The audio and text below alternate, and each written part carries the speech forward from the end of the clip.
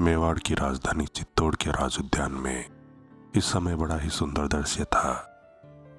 मेवाड़ नरेश महाराणा रायमल अपनी पटरानी रतन कंवर के साथ बैठे उद्यान की शोभा निहार रहे थे। उस भव्य शाही बाग में बैठने का अवसर उन्हें कभी कभी ही मिल पाता था।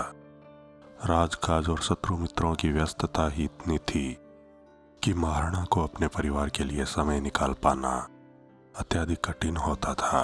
अपनी 11 रानियों में से वे रानी रतन कंवर को ही सबसे अधिक प्रेम करते थे। इसी प्रेम के कारण बहुत अधिक व्यस्त होने पर भी उनके लिए कुछ समय अवश्य ही निकाल लेते थे। रानी रतन कंवर से अत्यधिक प्रेम होने का पहला कारण तो यही था कि महाराणा का सबसे पहला विवाह उन्हीं के साथ हुआ था। उस पर भी रानी रतन कंवर ने उन्हें सर्वप्रथम पुत्र प्राप्ति का सुख दिया था। उन्होंने मेवाड़ राजघराने को युवराज पृथ्वीराज दिया था। यद्यपि इसके बाद रानी वीर कंवर ने भी राजकुमार जयमल को जन्म दिया था और फिर अगले ही वर्ष रानी रतन कंवर ने एक और पुत्र राजकुमार संग्राम सिंह को जन्म देकर महाराणा के हृदय में अपने प्रेम तथा महत्व को और भी बढ़ा लिया था।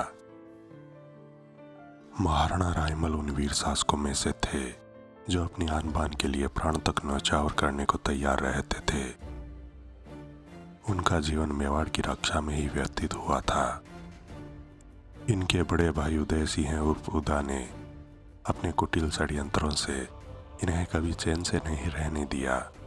यहाँ तक कि उदा ने षड्यंत्र रचकर अपने पिता महाराणा कुंभा को भी भ्रमित कर दिया था। इसी कारण महाराणा कुंभा ने रायमल को मेवाड़ से निष्कासित कर दिया था।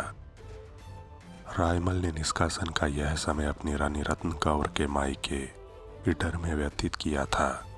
यह भी उन दोनों के बीच अगाध प्रेम का एक कारण था। उदा ने सिंहासन पर छल बल से अधिकार जमाने के लिए सन 1468 ईस्वी में अपने पिता महाराणा कुंभा की हत्या करने जैसा घृणित कार्य कर डाला और वह कुंभलगढ़ के सिंहासन पर बैठ भी गया। मेवाड़ की प्रजा उस पितृहंता को अपना राजा कैसे मान लेती, अतः उसके विरुद्ध जन विद्रोह भड़क उठा और 1473 ईस्वी में इस जन विद्रोह ने उदय सिंह और उदा को राज सिंहासन से उतार फेंका।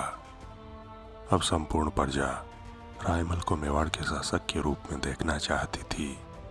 अतः मेवाड़ के सभी सरदार इधर पहुंचे और रायमल को सम्मान सहित चित्तौड़ लाकर उनका राज्याभिषेक कर दिया। अब महाराणा रायमल के कंधों पर मेवाड़ की सुरक्षा का दायित्व था। उधर जन विद्रोह के कारण राजगद्दी से वंचित हो चुका उदय सिंह अपने पुत्रों सूरजमल और सहसमल के साथ अपमान की आग में चल रहा था और किसी भी प्रकार मेवाड़ के सिंहासन को हथियाने का कुछ कर रच रहा था। राजपुताना के किसी भी राजपूत शासक में इतना साहस नहीं था कि वह मेवाड़ के विरुद्ध उदय सिंह की मदद कर पाता।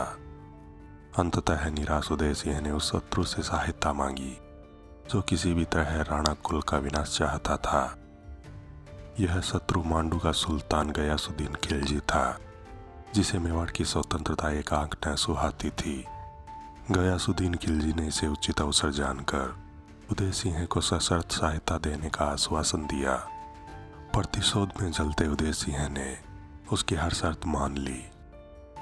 वह पितृहंता व कुलद्रोही सुल्तान को वचन देकर मांडू के महल से निकला ही था कि घन गरज के साथ उसके ऊपर वज्रपात हुआ और उसके प्राण पंखे उड़ गए। सुल्तान खिलजी ने इस अवसर को हाथ से जाता देखा तो तत्काल उदय सिंह के पुत्रों से हाथ मिला लिया और उन्हें मेवाड़ के सिंहासन का लालच देकर अपने पिता के मार्ग पर चलने के लिए प्रेरित किया। क्रोध, निराशा और लालच ने सूरजमल और सहसमल की बुद्धि भ्रष्ट कर दी थी। सुल्तान खिलजी ने उसी समय विशाल सेना लेकर चित्तौड़ पर आक्रमण कर दिया। महाराणा रायमल और मेवाड़ की सेना ने इस युद्ध में उसे बुरी तरह पराजित कर यह संकेत दे दिया कि कुछ सपने कभी पूरे नहीं होते। सुल्तान खिलजी इस पराजय से हतोत्साहित न हुआ। उसने फिर से सेना संगठित की और जफर खां के नेतृत्व में उसे चित्तौड़ की ओर भेज दिया।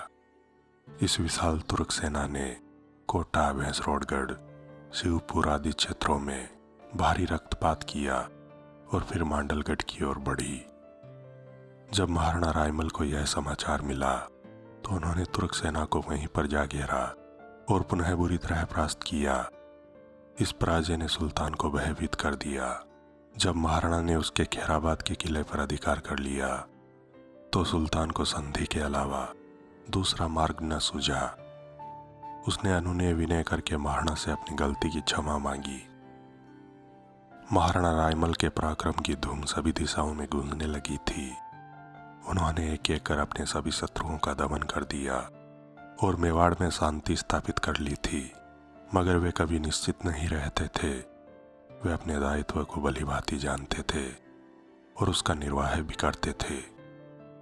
भले ही वे अपने लिए समय नहीं निकाल पाते थे, परंतु अपनी प्रजा के सुख दुख में हमेशा साथ रहते थे। यही कारण था कि उनकी छवि प्रजावत्सल राजा के रूप में स्थापित हो चुकी थी। उन्होंने अपने राज्य में कई तालाब बनवाकर जल की समस्या का समाधान किया और मनोरम सरोवरों का निर्माण करके चित्तौड़ की भव्यता में 4 चांद लगा दिए। उनका यह राजकीय उद्यान इतना मनोरम था कि वहां 4 घड़ी बिताकर सभी चिंताएं दूर हो जाती थी।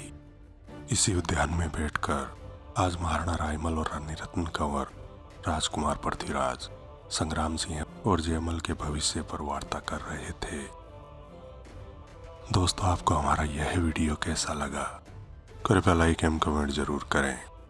मैं विजय राठौड़ जल्द लौटूंगा इतिहास से जुड़े रोचक एवं रोमांचक वीडियोस लेकर। जुड़े रहे हमारे चैनल स्ट्रेंज फैक्ट्स इंडिया के साथ।